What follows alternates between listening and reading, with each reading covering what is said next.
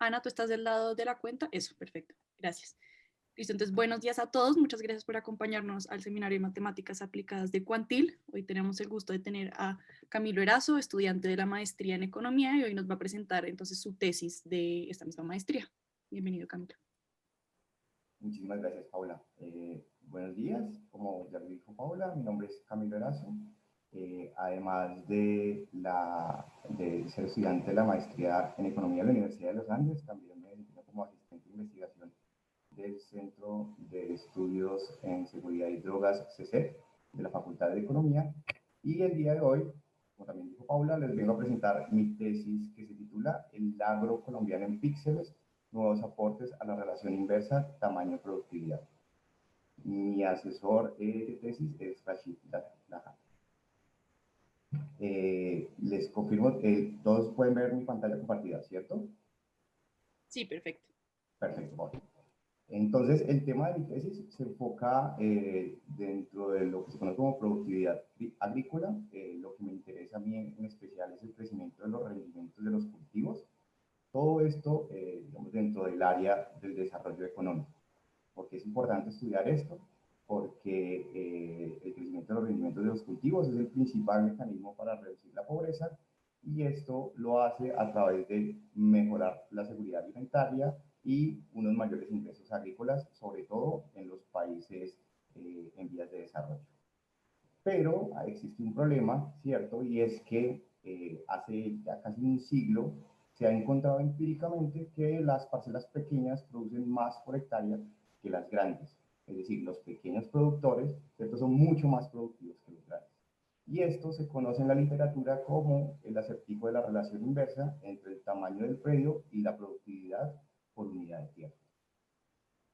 Entonces, ¿por qué esto es un acertijo? ¿Cierto? Entonces, la teoría neoclásica nos dice que sin fallas de mercado, la productividad debe ser igual entre todas las parcelas. Si no, si existiera este mercado, ¿cierto?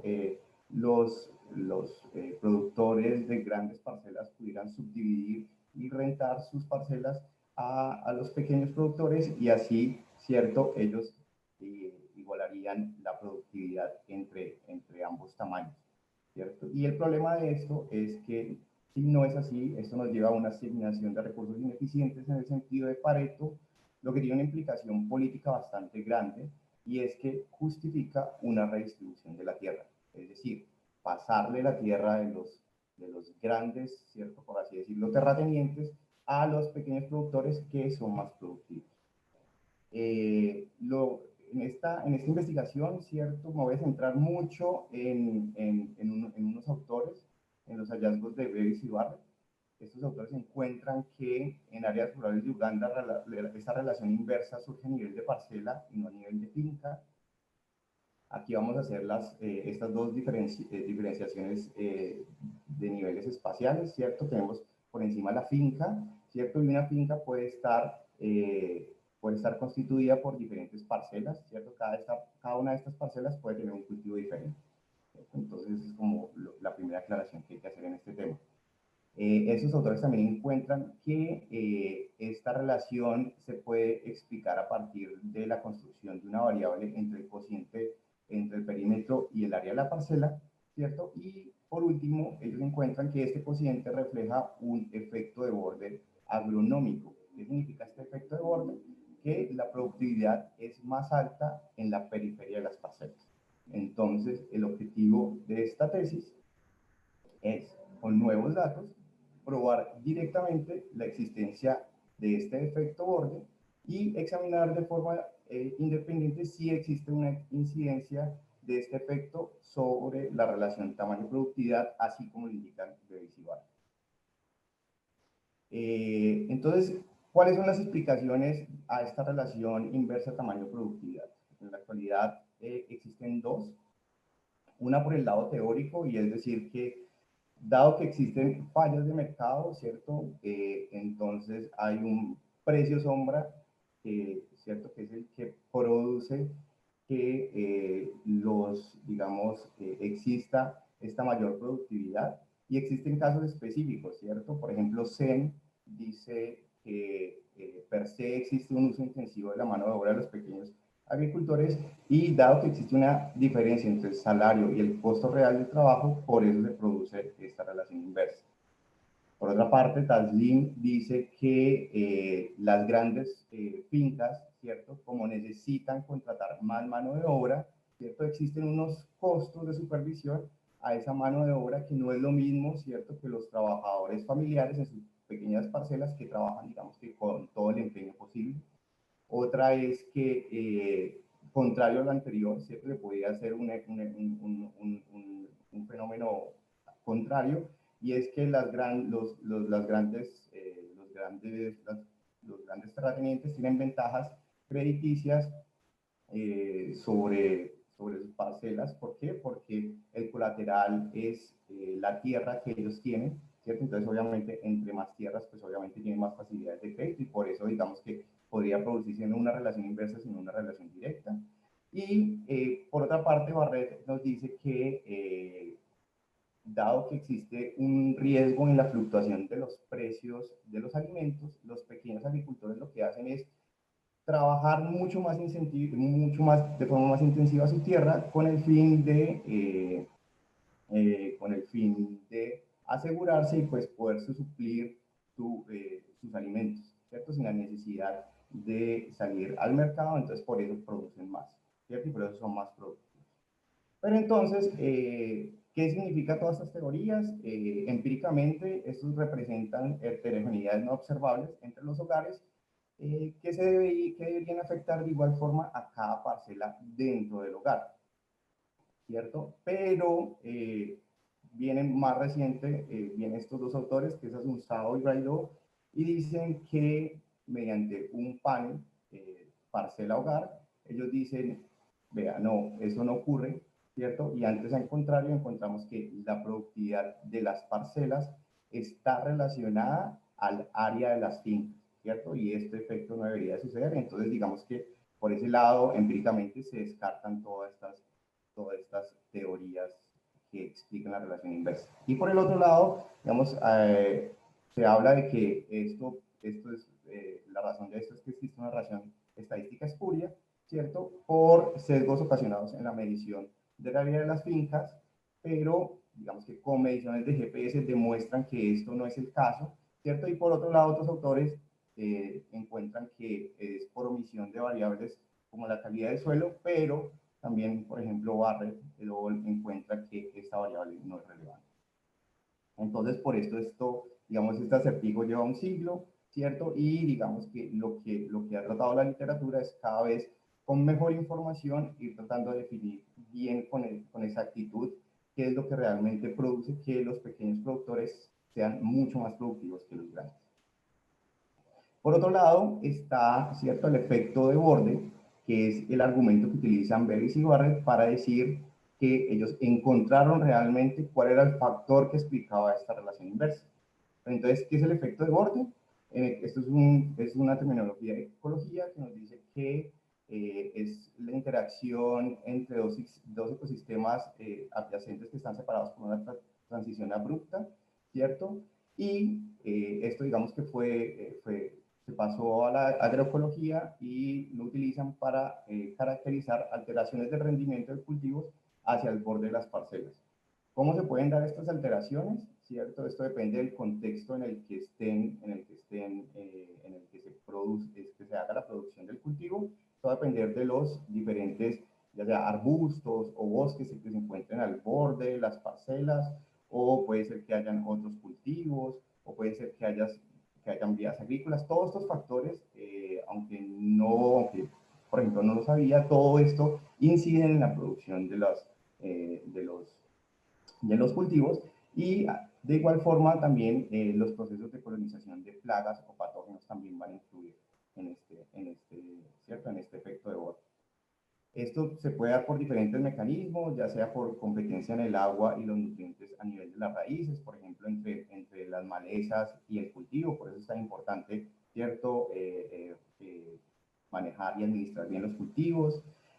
También las plantas necesitan luz solar, entonces si hay otra planta más alta y le quita la luz solar, pues obviamente va a crecer menos. También si hay un manejo mal del suelo y existe una compactación muy grande del suelo porque no está bien arado, entonces también se da ese fenómeno, o porque simplemente llegó una plaga, ¿cierto? Ya sea de chinches o de algo así, que llegó a infestar el cultivo, y estas plagas lo que tienen es que afectan primero los bordes de las parcelas y después se van comiendo el cultivo de los bordes hacia el centro.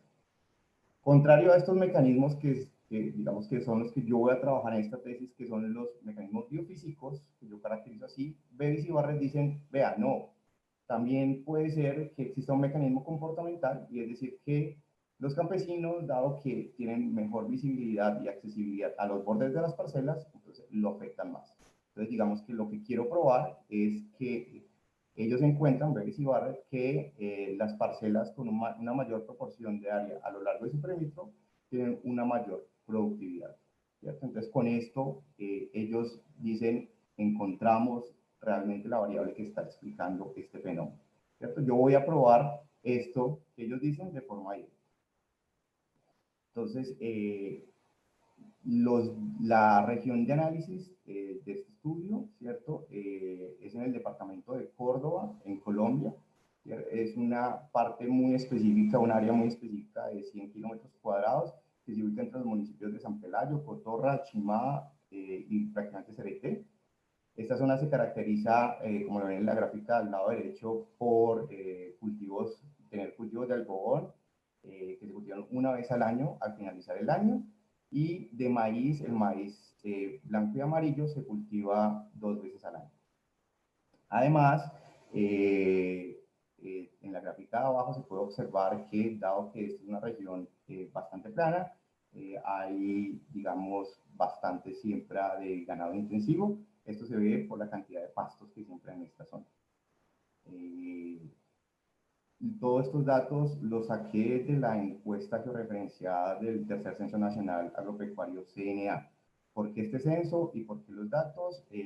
Digamos que porque son los únicos que están georreferenciados, entonces me permite tener información muy precisa de cada uno de los cultivos que se siembran en la zona. Entonces aquí digamos que es una justificación de el uso de imágenes satelitales. Las dos variables más importantes de esta tesis son el rendimiento de los cultivos, ¿cierto? Y el área de las parcelas. Generalmente todos los estudios anteriores, ¿cómo han sacado estos dos datos? A través de encuestas de campo, ¿cierto? Pero entonces, ¿cuál es el problema de las encuestas de campo? Son costosas, imprácticas, no ofrecen mediciones detalladas a nivel de parcela, y esto pues es complicado porque lo que necesita esta literatura son mediciones, hacer el seguimiento a esa misma parcela durante varios periodos de tiempo, y esto cuesta un montón de plata. Además, ya se ha comprobado que las cifras de los autorreportes de estas encuestas están sub y sobrevaloradas, ¿cierto? Hay intereses de los agricultores y sobre todo en estas zonas, digamos que son un poco de conflicto, ¿cierto? Son zonas pobres, de los agricultores decir información que no es totalmente verídica. Y digamos que la literatura también ha planteado, diga, bueno, si tiene estos problemas, entonces váyase a campo y haga las mediciones de las parcelas con exactitud por GPS, ¿cierto? Y existe un método para extraer rendimientos de cultivos que se llama crop cutting, pero esto lo que hace es aumentar mucho los costos de estas encuestas, entonces pues vuelve este tipo de investigaciones demasiado costosas. Entonces, digamos que lo que hace esta investigación es como algo novedoso, y es utilizar imágenes satelitales como una fuente de información de datos alternativa. Entonces, ¿cuáles son las ventajas? Es que nos ofrecen información a nivel más agregado que la parcela, en este caso es el píxel. Nos ofrecen datos panel a un costo marginal bastante bajo. Con estas imágenes satelitales podemos obtener proxies de una cantidad de características de la superficie terrestre que serían imposibles conseguirlas, ¿cierto? Yendo a campo. Por ejemplo, está el caso de los bosques o la deforestación. Es imposible ir a zonas muy remotas del país, entonces la única forma que hay es a través de imágenes satelitales, entonces digamos que es una ventaja. Y interesante también es que el tamaño del píxel se asemeja al nivel de que los agricultores toman decisiones. Este píxel puede variar entre 50 centímetros y 250 metros. Y Por último, también uno puede expandir esto a una cobertura geográfica bastante amplia, ¿cierto? Ahí el límite es el procesamiento, más no los datos. Entonces, dicho lo anterior, el objetivo específico de esta tesis es la construcción de una base de datos novedosa, escalable, porque se puede trasladar o engrandecer a cualquier otro tipo de región, ya sea de Colombia o del mundo, y reproducible porque pues todo esto es información abierta y libre y gratuita, entonces digamos que cualquiera de nosotros con conocimientos de programación podría emular esta base de datos. A partir de estas imágenes satelitales y lo que se busca es construir un panel píxel parcela, ¿cierto? Que es lo que voy a explicar a continuación. Les voy a hablar un poco, quizás, para los que no conocen las imágenes, muy rápidamente acerca de las imágenes satelitales, ¿cierto? Esas son capturas realizadas desde el espacio por diferentes satélites. Para el caso de esta investigación voy a utilizar 3 diferentes satélites. Uno que se llama MODIS, que tienen 2, Terra y Aqua, tienen es un mismo proyecto que tiene 2 satélites, y Landsat 7 y 8, que también son 2 del mismo digamos, proyecto, pero son 2 distintos satélites. Y RapidAid, que es un satélite comercial, ¿cierto? La principal diferencia entre estos 3 satélites es su resolución espacial. MODIS, Terra y Aqua tiene una resolución de 250 metros, mientras que Landsat tiene 30 metros y RapidAid de 5 metros. Lo importante acá es, obviamente, dado que las parcelas son pequeñas, entre el píxel sea más pequeño, yo voy a tener una información mucho más detallada de lo que pasa dentro de la parcela. Entonces, por eso es la importancia de esto. Estos satélites, a su vez, ¿cierto? Todos estos satélites tienen montados sensores, que son los que realmente toman la foto. Estos sensores para este caso son pasivos, es decir, que utilizan la luz del sol, la luz de la radiación solar, para obtener la información de la Tierra. Y a su vez, pues ellos captan diferentes regiones del espectro electromagnético que se conoce como bandas espectrales, ¿cierto? Para el caso de MODIS y Landsat, MODIS, por ejemplo, tiene 32 bandas espectrales, pero para el caso de esta investigación solo voy a utilizar las bandas red y NIR, rojo y NIR significa infrarrojo cercano, lo mismo para Landsat, y para el satélite RapidAid sí voy a utilizar las bandas de azul, verde y rojo, otra que se llama rojo cercano y también rojo, ese red edge es como rojo en la esquina del infrarrojo cercano. Importante también de estos satélites es la resolución temporal, es decir, cada cuánto ellos pasan por un mismo sitio de la Tierra en el día, ¿cierto? Entonces, aquí hay un trade-off entre la resolución espacial y la resolución temporal, es decir, MODIS, por ejemplo, tiene una resolución muy amplia, pero lo que pasa es que esto le permite es pasar todos los días sobre un mismo punto de la Tierra, entonces de esta forma obtengo yo más imágenes satelitales, mientras que Landsat me ofrece una resolución mucho mejor, pero puede pasar solo cada 16 días. ¿Cuál es el problema con esto? Y es que, dado que son sensores pasivos y que estamos en el trópico, el gran problema de las imágenes satelitales es la nubosidad. Entonces, la nubosidad lo que hace es que me provoca interferencia entre el sensor y la captura de la Tierra. Entonces, digamos que esto es un problema que me va a quitar datos, ¿cierto? Entonces, por eso han salido satélites comerciales que ya no es uno ni dos satélites, sino constelaciones de muchos nanosatélites que lo que hacen es tomar capturas inclusive de más veces al día por diferentes satélites para solucionar este problema.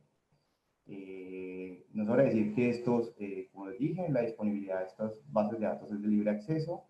Para el caso de RapidAid, que es un satélite comercial, esto fue un convenio educativo que tuve que firmar con Planet Lab, y el periodo de rango de los datos que voy a utilizar es en el 2003, 2013, perdón, que este es el mismo rango que corresponde a la encuesta, al Censo Nacional Agropecuario. ¿Para qué? Para tener, digamos, una forma de verificar los datos que encuentro a las imágenes satelitales con los de campo del Censo Nacional Agropecuario. Entonces, perdón que me devolví. Entonces, ¿qué hago con estas imágenes? Lo que hago es calcular algo que se llama índice de vegetación. En este caso es el índice de vegetación de diferencia normalizada. Esto es simplemente la fórmula de esto es bastante sencilla. Esto es una operación matemática entre las diferentes bandas que yo tengo de los satélites. ¿Y por qué este NBI es importante? Digamos, una variable bastante conocida en el ámbito de las geociencias. ¿Por qué? Porque esto se asemeja a muchos procesos biofísicos que ocurren con las plantas en la superficie terrestre. Entonces, lo que hago es, ¿cierto?, construir con estas imágenes satelitales. Estos construyo son unas matrices tridimensionales que se desplazan a lo largo del tiempo, y lo que hago es hacer una serie de tiempo que lo que me va a decir es el comportamiento espectral de cada uno de los objetos que se encuentran en ese píxel en la Tierra, ¿cierto? Entonces, dependiendo de ese comportamiento espectral, ya lo vamos a ver, yo puedo determinar qué tipo primero de estructura es, si es un bosque, si es un pasto, si es un cultivo, ¿cierto? Y dónde está, precisamente. Entonces,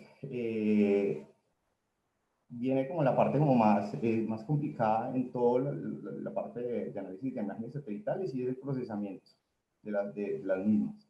Entonces, esto lo separé en distintos pasos. El primer paso es que se necesitan preprocesar estas imágenes, y es que las imágenes se tienen que reproyectar a un mismo sistema de coordenadas geográficas, se tienen que quitar los píxeles que tengan nubosidad o tengan errores, y se tienen que registrar las imágenes, es decir, ubicar todas las imágenes que queden, digamos, en la misma posición.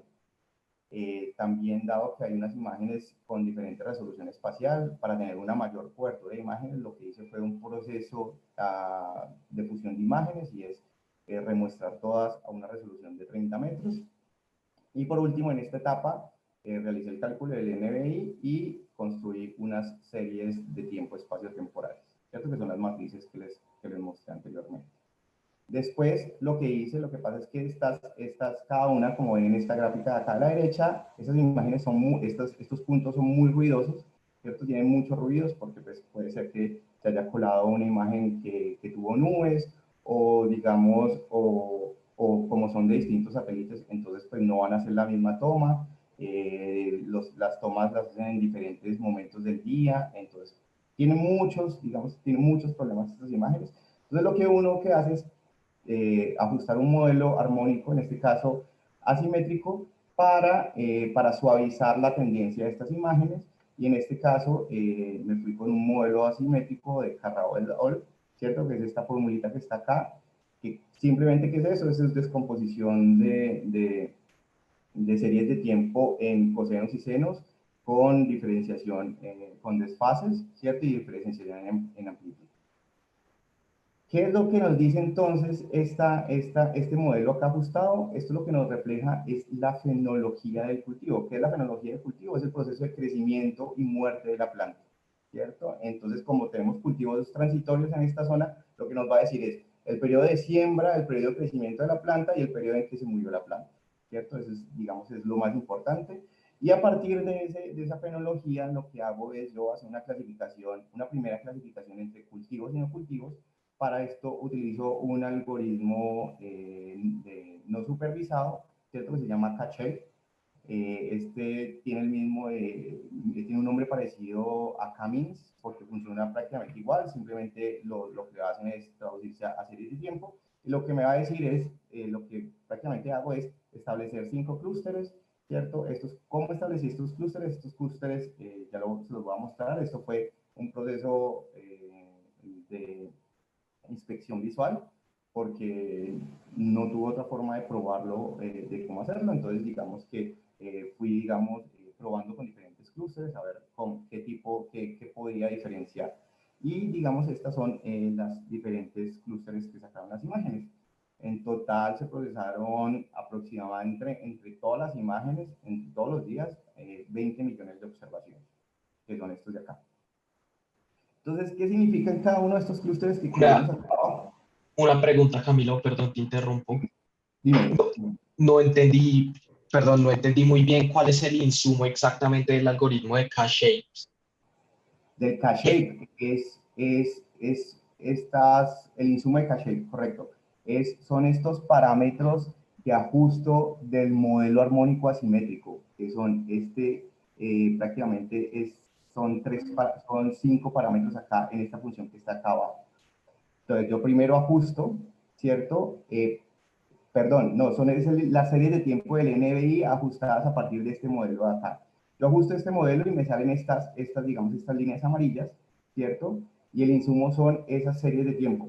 El insumo son una serie de tiempo por cada píxel. Entonces, lo que me hace es agrupar las series según la similitud, según el comportamiento. O sea, coges una... Ah, ok, ya te entendí. Lo que haces es, le introduces la serie de tiempo completo para cada parcela, no sé. Ok, Exactamente.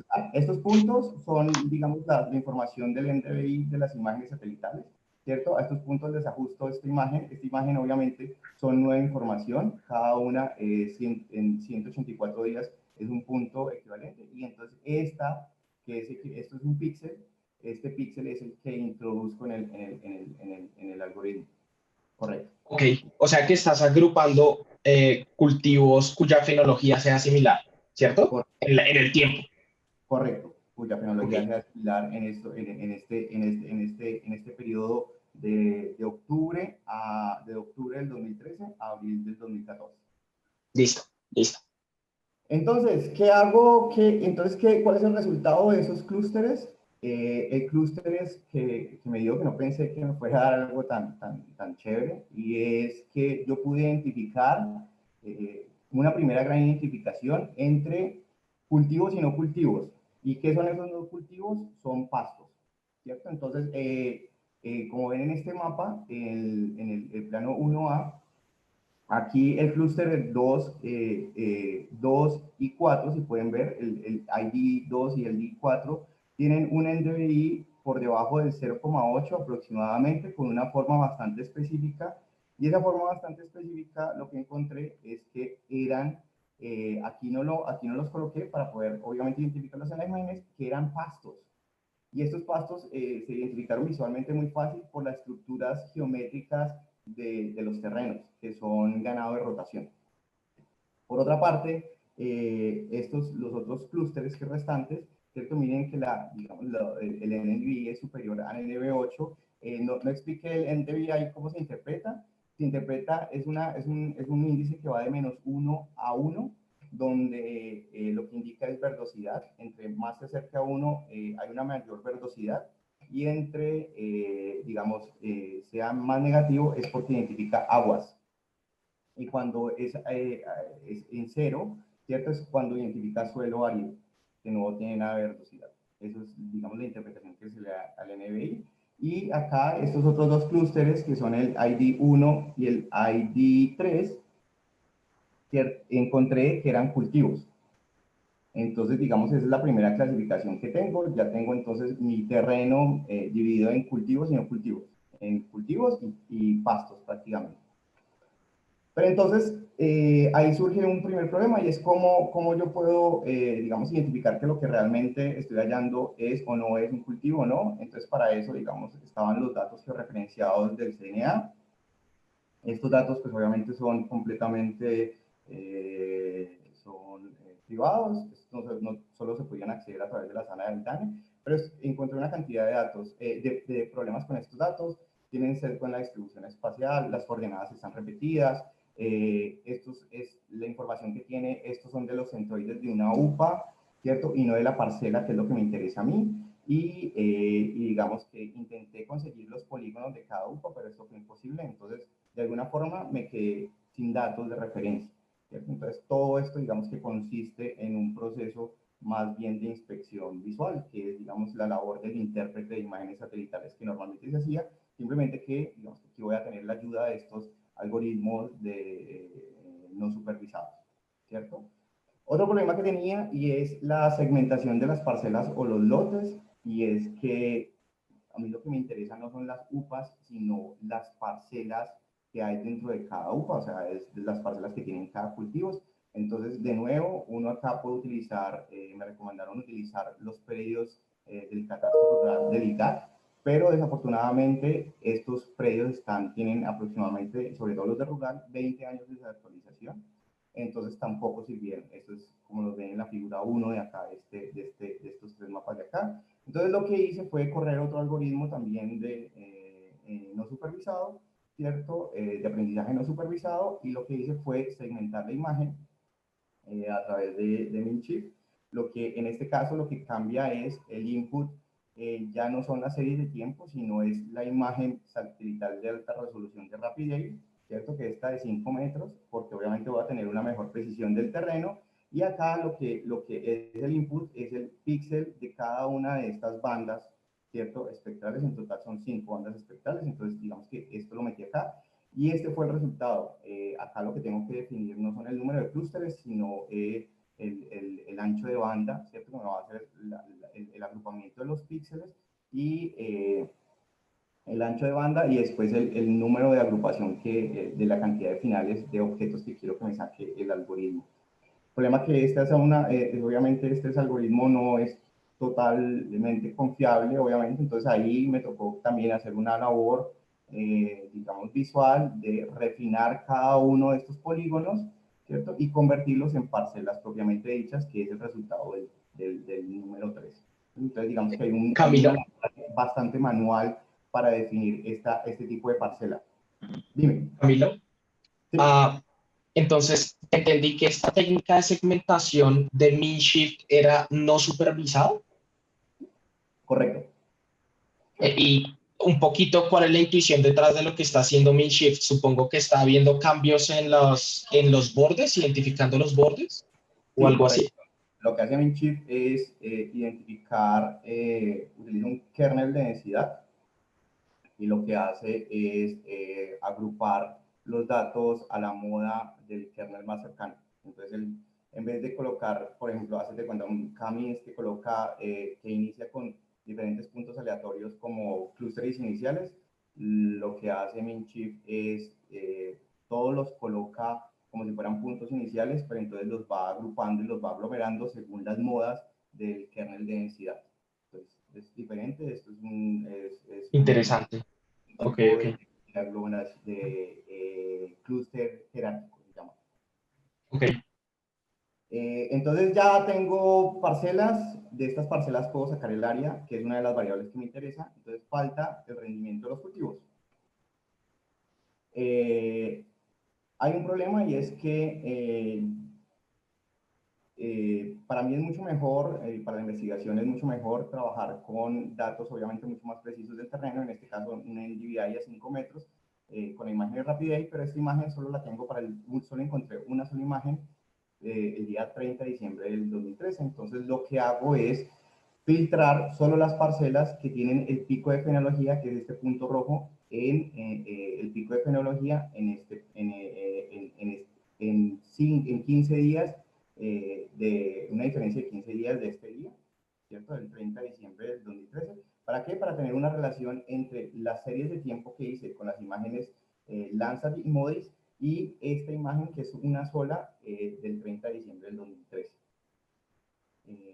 La muestra final de las parcelas es de 292 y tengo diferentes parcelas que se componen de 1 a 188 píxeles con una resolución de 30 metros y de 19 a 8000 píxeles de 5 metros. Como verán, pues obviamente la idea es tener más variación intraparcela, entonces por eso son de utilidad una resolución espacial mucho menor, como la de 5 metros.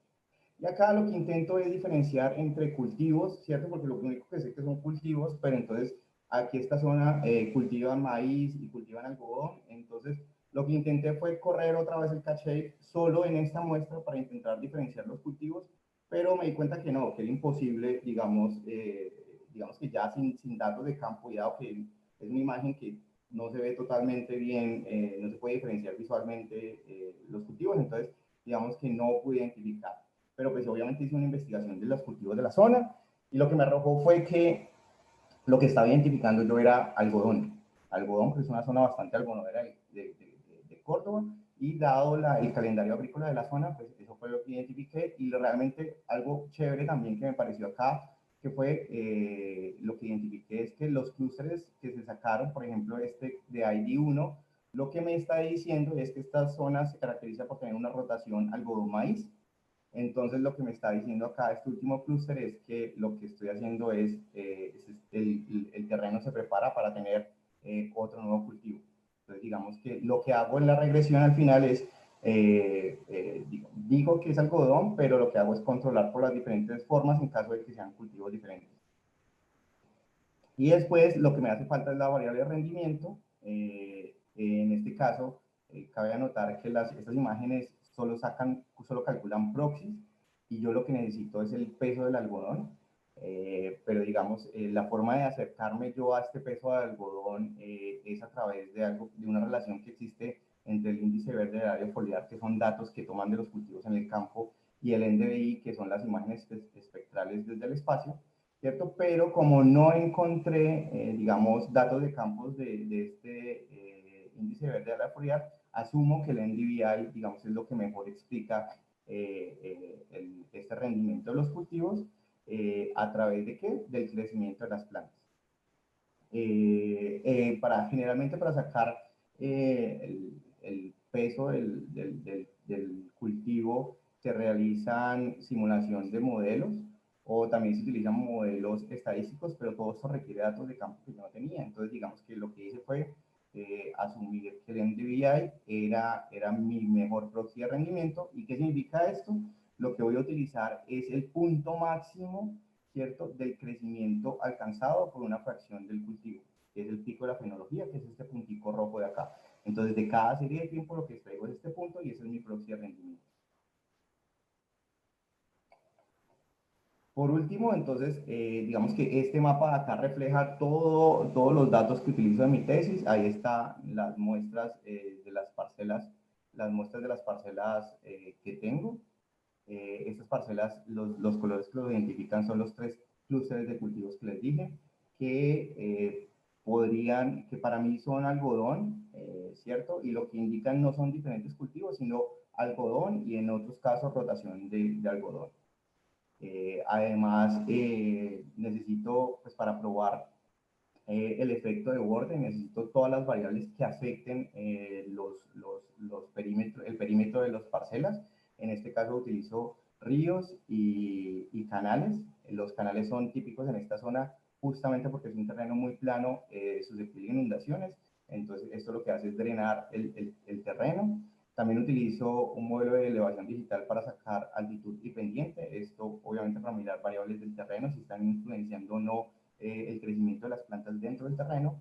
Y además, también saco vías de diferentes tipos para determinar esto más en el sentido de Bevis y Barrett, ¿cierto? La hipótesis de accesibilidad en los cultivos. Es decir, si yo estoy más cercano a una vía, entonces pues obviamente va a ser más accesible ese cultivo. Entonces, por lo tanto, debería tener en el caso de Bevis, ellos dicen que debería tener un mayor rendimiento al borde del cultivo. Otro aspecto que tienen que tener en cuenta es que, por ejemplo, en el caso de 2A y 2B, y es que no tengo en cuenta los píxeles mixtos. Esto quiere decir que son los píxeles que se ubican justo en el borde de las parcelas, porque estos píxeles obviamente confunden el cultivo con otra cosa que pueda estar en el borde de la parcela, dígase árboles, dígase vías. Entonces los excluyo para tener un mejor análisis. Y lo que ven, la diferencia entre el panel 2A en esta subregión de análisis es una tiene píxeles de 30 metros, el NDVI de 30 metros, y el otro tiene, digamos, una variable similar al NDVI a 5 metros. Lo que me va a decir es, obviamente, una tiene una mayor variabilidad espacial, pero ya podemos, digamos, desde acá ver que lo que muestran los datos es algo diferente a lo de Bevis y Barrett, y es que a medida que yo me alejo del borde de la parcela, la productividad es mayor. Entonces, ya con todos estos datos, ya teniendo las variables de interés, que es el proxy de rendimiento y el área de la parcela, lo que quiero es, obviamente, mirar a ver si existe una relación tamaño-productividad. Lo que quiero buscar es si esa relación es positiva o negativa y si el efecto de borde tiene o no un efecto sobre esta relación. ¿Cómo se mira esto de forma reducida? Y acá en este caso, en esta ecuación 4, Y es la productividad. Mirada en este caso, como lo miran Bevis y Barrett, es las ganancias sobre el área, el ratio entre las ganancias y el área de la tierra. A nivel de parcela, ellos tienen un panel a nivel de parcela, finca y tiempo. Y ellos, ¿cuál es el coeficiente de interés? Es alfa, ¿cierto? Que me mide, si alfa es menor que 0, entonces me está diciendo que hay una relación inversa entre productividad y área. Y ellos lo que encuentran es que metiendo este cociente, que es el perímetro sobre el área, este cociente es positivo, beta es positivo, y alfa pierde la significancia. Entonces ahí explican que lo importante no es el área, sino este cociente, ¿cierto? Ellos, como ya mencioné, utilizan un panel hogar en 2 periodos de tiempo, utilizan datos por GPS y calidad del suelo con análisis de laboratorio. Y lo que hace esta investigación, pues, digamos, es yo sacrifico el tiempo, ¿cierto? Y lo que hago es, digamos, aprovechar la espacialidad, el espacio, ¿cierto? Para hacer este panel de datos píxel parcela. Y lo que me permite esto es medir realmente ese efecto de borde de forma directa. Ellos no lo hacen de forma directa, ellos simplemente dicen ese perímetro, ese cociente es un proxy también puede ser un proxy del efecto de borde. Yo lo pruebo directamente. Y lo que me permite este panel es controlar por todas las variables que no varían dentro de la parcela. Dígase, no sé, todas las actividades de administración de la parcela, ya sea riego de cultivos o utilización de diferentes fertilizantes, etcétera, y también por todas las variables que varían espacialmente más allá del área de esta parcela, dígase variables climáticas que varían en áreas muy grandes, clima, radiación solar, vientos, etcétera. Y entonces para esto utilizo 3 distintas especificaciones. La primera es a nivel de píxel. Con la primera quiero encontrar si existe un efecto de la distancia del borde del lote sobre el NDVI. Esto controlando por estos efectos fijos de parcela. Entonces en la primera ecuación lo que me va a interesar es este beta 1. En el siguiente modelo, uno de los problemas de esta especificación es que este panel de datos, los efectos fijos a nivel de parcela lo que me hacen es eliminar el área de la parcela, ¿cierto? Entonces, por eso no puedo probar las dos cosas a la vez. No puedo probar si existe un efecto de borde y si existe un efecto de relación tamaño-productividad. ¿Por qué? Porque el área se elimina. Entonces, lo que hago es pruebo tanto a nivel de píxel como a nivel de parcela si existe la relación tamaño-productividad. En este caso lo que hago, en el modelo 6, lo que hago es quitar los efectos fijos y probar entre el área del lote, dejándola a ver si la inclusión de esta distancia de borde crea algún efecto que pueda disminuir esta área del lote. Y por último, agrego los datos a nivel de parcela, ¿cierto? Acercándome al modelo de Bevis y Barrett. Y lo que hago es obviamente sacar los promedios y mirar a ver si realmente existe un efecto de tamaño-productividad y si, digamos, esta que es el promedio de la distancia al borde, si es una proxy y si también, al igual que ellos, elimina este efecto del beta 1. Lo que utilizo acá son los niveles, las estimaciones son a nivel de píxel.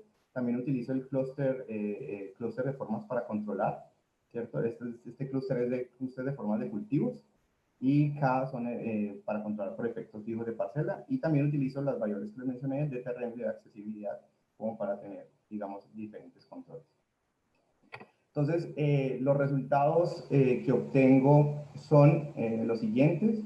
Respecto al primer modelo, que es a nivel de píxeles, encuentro que, digamos, el efecto aquí pruebo el efecto de borde, y encuentro que el efecto de borde, bajo diferentes especificaciones, utilizando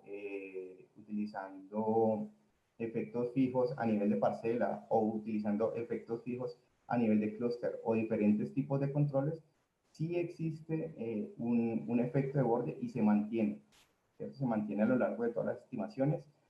Y contrario a Bevis y Barrett, lo que encuentro es que la dirección de este efecto es contrario. Es decir, a medida que me alejo del borde de la parcela, el crecimiento de las plantas, entre comillas, el rendimiento del cultivo es mayor, ¿cierto? Y ellos dicen que no, que lo que pasa, que al contrario, que dado que los campesinos cultivan de una forma mejor el borde del cultivo, entonces el rendimiento es mayor. Entonces, digamos que ahí es una forma de contradecir un poco su hipótesis de forma directa. Entonces, digamos, el principal hallazgo de la tesis.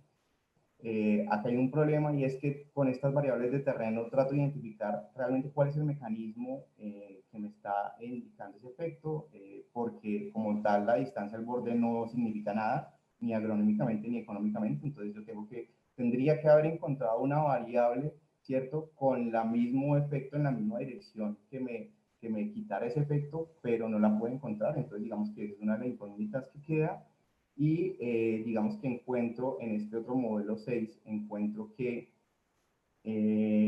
cuando yo incluyo el efecto de borde sin efectos fijos de parcela, el coeficiente del área del lote disminuye, ¿cierto? Entonces digamos que sí sí se puede hablar de una incidencia del efecto de borde sobre la relación tamaño-productividad. Pero digamos que en este caso, obviamente por la limitación de los datos, porque digamos, no puedo sino tener como una figura descriptiva de esta relación. Y por último, con los datos agrupados por parcela, encuentro que si bien cuando el área del lote tiene un efecto positivo, es decir, que la relación no es inversa, sino hay una relación directa entre tamaño y productividad, le digo yo biofísica, ¿cierto? Porque recuerden que esto es una proxy. Entonces, contrario a lo que se creía, yo encuentro una relación acá positiva y que esta relación, ya sea por incluir el ratio del perímetro área, que es la variable de Bevis y Barrett, también se elimina, o sea, pierde significancia y es negativo. Y si incluyo el promedio de distancias al borde, que es, digamos, mi proxy efecto de borde, también el efecto se elimina. Entonces, digamos que en esta parte sí, aunque efectos contrarios, dado que yo encuentro un efecto contrario en el área del lote, mis hallazgos sí son muy similares a los de Bevis y Barrett. Entonces, digamos que por ahí va la cosa, ¿cierto? No sabemos todavía bien qué es, pero por ahí va. Oh, Camilo, hola, una pregunta. Dime, Alex. ¿Podrías explicarme de nuevo cómo entiendes tú el efecto borde? ¿Cómo lo entiendes? A pesar de Efecto de que... borde, aquí hay dos formas de entenderlo. Bevis y Barrett lo entienden de forma discreta, es decir, el efecto de borde es realmente una sección del perímetro a lo largo del cultivo, ¿cierto? Donde debería ser de forma discreta la productividad más alta y después de una distancia bajar drásticamente. Eso es como ellos lo interpretan y como ellos lo modelan. En mi caso, no. En mi caso, yo utilizo la distancia para hacerlo de una forma más sutil y dado que las parcelas, ese concepto de ellos no lo puedo generalizar porque tengo parcelas de diferentes tamaños, ¿cierto? Entonces, lo que hago yo aquí es realmente hacer una relación link-log, ¿cierto? Que es decir, que hay un efecto de distancia que tiene una forma logarítmica, ¿cierto? Que a medida que yo me alejo del borde de la parcela, la productividad va aumentando. Entonces, un buen punto, Alex. Son dos formas de interpretarlo. Yo no lo hago de forma discreta, sino que yo lo hago de forma, digamos, continua, utilizando la distancia. Listo, gracias. Vale. Y entonces, digamos que lo que hago a continuación son encuentro diferentes inconvenientes, y es que el NDVI no es el mejor índice de vegetación para caracterizar los cultivos. Utilizo otro índice de vegetación. El píxel de 30 metros es muy grande, entonces por eso es que hago este proceso de filtrar otra vez las imágenes para poder utilizar las imágenes de alta resolución de 5 metros. Y digamos también hay errores en la medición de las variables que me cuantifican el río, las parcelas y todo, y como lo ven acá en la gráfica, esta es una imagen de muy alta resolución, con píxeles inferiores al metro, ¿cierto? Y esta es la imagen que yo utilizo. Entonces, pues obviamente hay muchos objetos que yo no tengo en cuenta acá. Acá en mi caso yo solo tengo un canal y miren que hay arbustos, hay vías, hay casas que yo no tengo en cuenta. Entonces, digamos que todos estos son problemas que podría tener la estimación. Yo lo que hago es, puedo tener, hice soluciones en estos dos primeros aspectos. Los resultados fueron similares. Pero, pues obviamente, o sea, sacar los objetos de esta, primero que todo, no tengo imágenes de esta muy alta resolución, son imágenes demasiado costosas, no las tengo y pues obviamente hay que aplicar diferentes organismos para poder identificar todos los objetos, lo cual es un trabajo muy, muy alto. Y el otro modelo, y el otro modelo que tiene un inconveniente y es que no tengo, si bien tengo las parcelas, no tengo las UPAs o las fincas a la cual pertenece cada parcela, entonces no puedo controlar por todas estas variables que están asociadas al hogar para para poder controlar, por ejemplo, por fallos de mercado. Entonces digamos que todo esto lo que me hace es que no puedo afirmar todavía que hay una causalidad ni en el efecto de borde ni en la relación tamaño de productividad, ¿cierto? Pero digamos que utilizando otra metodología, utilizando, digamos, esta base de novedosa, ya me puedo, digamos, acercar a un poco más a qué es lo que está pasando dentro de los cultivos, que es, digamos, algo que no habían hecho los diferentes autores. Entonces, ya para finalizar, les cuento mis hallazgos. Entonces, probé que realmente existe un efecto de borde para parcelas dedicadas al cultivo del algodón. Esto es ubicado en el departamento de Córdoba. Encontré que la proxy de rendimiento, que es el crecimiento de los dóseles de las plantas, ¿cierto?, era menor hacia el borde de las parcelas. Esto es contrario, como les mencioné, a lo que encontraron Bevis y Barrett. Lastimosamente no pueden encontrar la covariable que explicara este efecto, entonces digamos que esto es como una incógnita que queda ahí. Por otro lado, encontré que respecto a la relación tamaño-productividad, en este caso biofísica, que la relación era directa en vez de inversa, ¿cierto? Esto contradice todos los hallazgos empíricos que ha habido anteriormente, pero pues entiendan que es porque prácticamente yo estoy utilizando una proxy, entonces pues habría que investigar bien realmente si esa proxy es productividad o no. Y lo que encuentro similar a Bevis y Barrett es que utilizando digamos, un efecto de borde indirecto, ya sea cociente perímetro área o promedio de las distancias al borde, esta relación tamaño-productividad desaparece. Y en cuanto a política, pues digamos que es prematuro hacer recomendaciones ya sea a los campesinos de cómo pueden administrar mejor sus cultivos para que no ocurra esto en las parcelas, porque obviamente hay una menor productividad. Y pues menos puedo decir que se fomente la redistribución o no de la tierra, pero dado que todo esto, digamos, lo que encontré fue muchos problemas en los datos, muchas falencias en los datos, el censo no sirve, también utilicé la ELCA se enfoca en hogares, no en parcelas. Entonces digamos que hay una falencia de datos muy grande, ¿cierto? Que lo que estoy demostrando acá es que con todas estas técnicas puedo desde mi escritorio, ¿cierto? Encontrar una cantidad de variables que pues uno no se imaginaría, ¿cierto? Y esto obviamente en cualquier proceso disminuye los costos muchísimos, entonces digamos que mis aportes finales son más bien a ese punto, a crear protocolos que faciliten la integración entre encuestas de campo y estas fuentes alternativas de información que son, digamos, las imágenes satelitales. Y como futuras investigaciones, realmente fue por limitaciones en el procesamiento de los datos. Estos son millones de información que se tenía que procesar. Entonces, por eso yo solo me enfoqué, digamos, en un solo periodo, pero lo que uno puede hacer es, como es escalable, se puede extender tanto espacialmente como temporalmente. La tecnología de estas imágenes ha aumentado muchísimo. Yo utilizo información del 2013, hoy en día hay muchísimos más satélites con mejor resolución tanto espacial como temporal, entonces digamos que todo eso se facilita muchísimo, pero pues obviamente el problema es que acá tengo un problema obviamente de Big Data, ¿cierto? Yo como hice, digamos, todo este procesamiento fue a través de chunk processing, es decir, todo procesando en chunks. También tengo un computador bastante robusto, ¿cierto? Porque todo se hizo en parallel processing para obviamente mejorar los datos de procesamiento, pero todo esto se demoró mucho. Entonces, digamos que aquí el costo es más bien en procesamiento, más no, digamos, en costos de obtención de datos. Y otra cosa que también es importante, obviamente, es verificar, obviamente, que todo lo que digo es cierto. Que pues obviamente yo, con toda la información de campo que alcancé a recoger de las zonas, toca que igual verificar que realmente estos sean cultivos de algodón y que, y más que eso, más que el algodón, lo que me preocuparía es que si es realmente la proxy de rendimiento que yo utilizo, es decir, el NGVI, qué tan buen predictor de rendimiento es. Entonces, digamos que de ahí, y no, y se despliegan muchísimas cosas más, pero digamos que estas fueron las que me parecieron más importantes. Y ya, ese es mi trabajo. Muchísimas gracias a todos por su atención y quedo pendiente de cualquier inquietud que venga. Muchísimas gracias, Camilo. No sé si alguien tiene alguna duda, Arturo.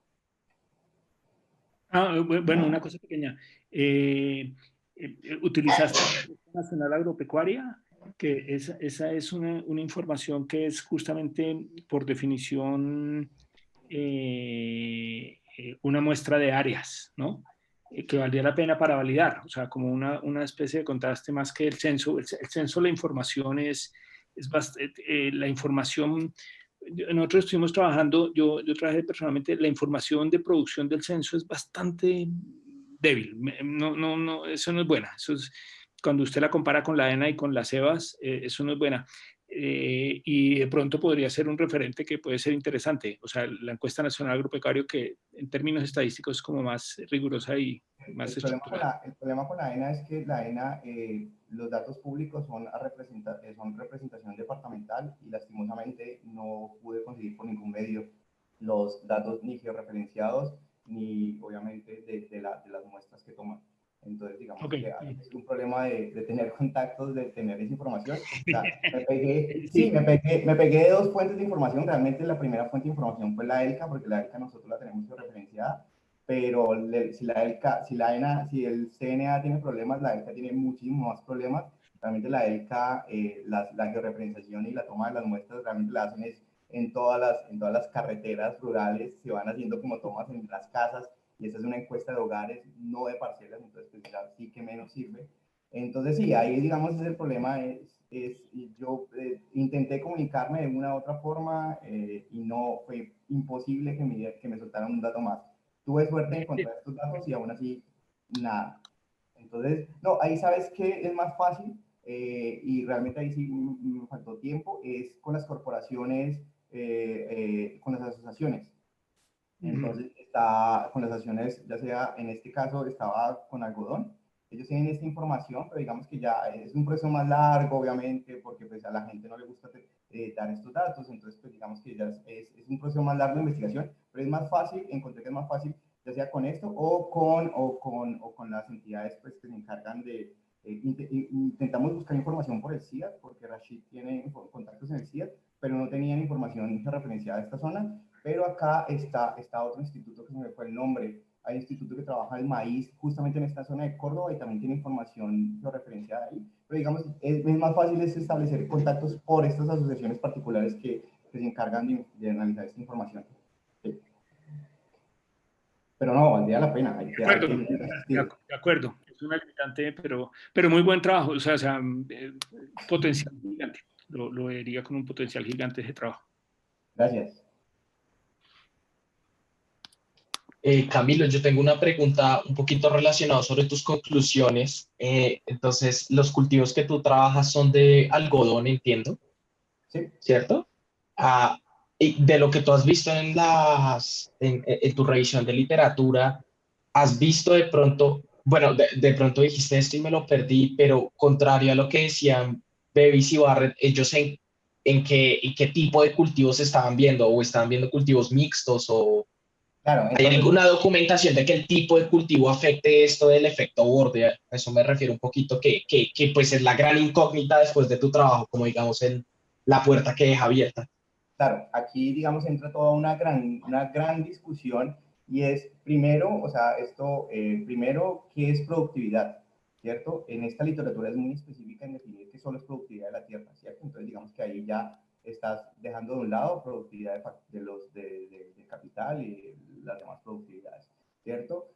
¿Cómo lo hacen ellos y cómo entonces una forma, entonces ahí es como definir, decir, la productividad, ellos lo miden a través de las ganancias.